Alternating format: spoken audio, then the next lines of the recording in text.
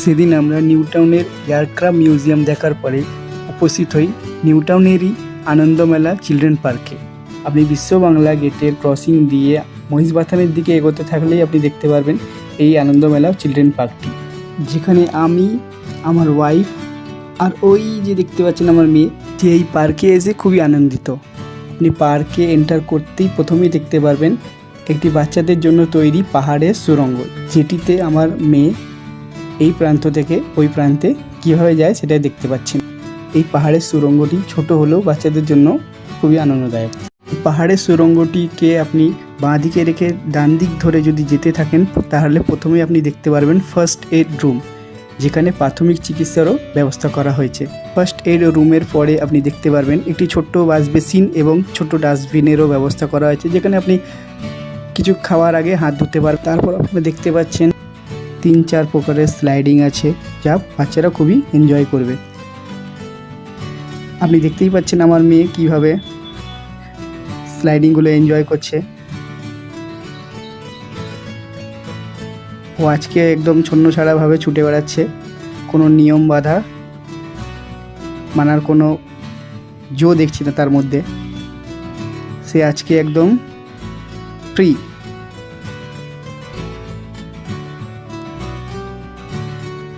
স্লাইডিংগুলির পরে আপনি দেখতে পাচ্ছেন একটা স্যান্ড প্লে। অনেক শিশুরা বালি দিয়ে খেলতে পছন্দ করে, তাই বালির একটি ছোট্ট অংশ দেওয়া হয়েছে যাতে বাচ্চারা বালিটিকে নিয়েও আনন্দ উপভোগ করতে পারবে। আর শুধু শিশুরা নয়, আমরাও অনেক সময় বালি দিয়ে খেলতে, অনেক বালির মূর্তি বানাতেও খুব ভালোবাসি। আমরাও নিজের হাতের কারুকার্য ওই বালি দিয়ে দেখাতে পারবেন যারা পারেন। আমি পারি না, সে আলাদা ব্যাপার। এখানটায় আপনি দেখতে পাচ্ছেন আলফাবেট এবং সাইনিং আলফাবেট, সাইন ল্যাঙ্গুয়েজে কীভাবে আলফাবেটকে বহিঃপ্রকাশ করা যায় সেটাও এখানটায় একটা নমুনা দেওয়া হয়েছে, যেগুলো শিখলে বাচ্চারা অনেক রকম সাইনিং ল্যাঙ্গুয়েজও শিখতে সক্ষম হবে।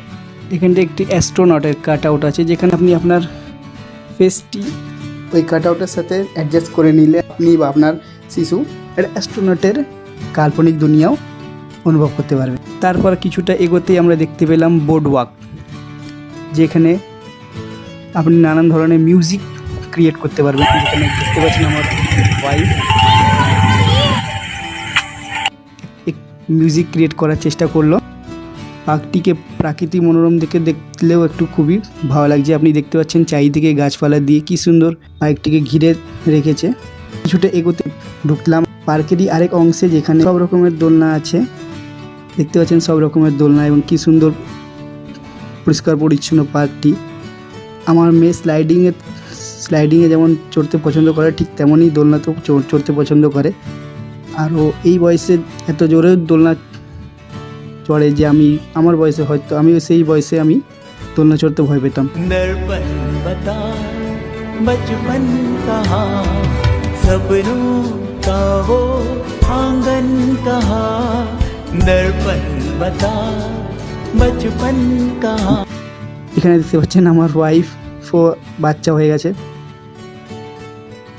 2 শিশু। আমার মেয়ে আর আমার ওয়াইফ দুজনই একই দোলনাতে কীভাবে চড়ছে। এই পার্কটিতে এসে যে আমিও একবার দোলনায় বসে একবার সেই শৈশবে ফেরার চেষ্টা করলাম। অবশেষে সন্ধে ঘনিয়ে এলো এবং আমরা অন্ধকার হওয়ার আগে পার্কটি থেকে বিদায় নিলাম। সময় এবং সুযোগ যদি পাই তো আবার আসবো এই পার্কটিতে। আপনাদেরকে অনুরোধ করবো একবার আপনাদের শিশুরকে যদি বিশ্ব বাংলা গেটে আসেন অথবা এয়ারক্রাফট মিউজিয়ামে আসেন, তাহলে হেঁটে বা টোটোতে করে কিছুটা এসে এই আনন্দ মেলা পার্কটিকেও আপনার ছোট্ট ছেলে বা মেয়েদেরকে একবার ঘুরিয়ে নিয়ে গেলে ওরাও খুবই খুশি হবে। ধন্যবাদ।